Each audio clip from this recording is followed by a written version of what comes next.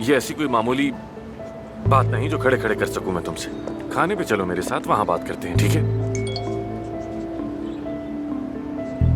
जिस सेशन का जिक्र किया था हमें उसमें जाना है, जल्दी खत्म हो जाएगा, भूलना मत। नहीं आमिर, नहीं, मैं आज शाम पहले ही कहीं और कमिटेड हूँ। हाँ तो घर पे बात करते हैं ना, मैं वैसे भी देर से आऊंगी। मैं भी जानना चाहती हूँ ऐसी क्या बात है। ठीक है, इंतजार करूंगा मैं। मुझे भी थोड़ा संभलने की जरूरत है, दिमाग ठीक नहीं है मेरा। क्यों, क्या हुआ है? कुछ तुम्हें परेशान कर रहा है? बाबा यहाँ आए थे,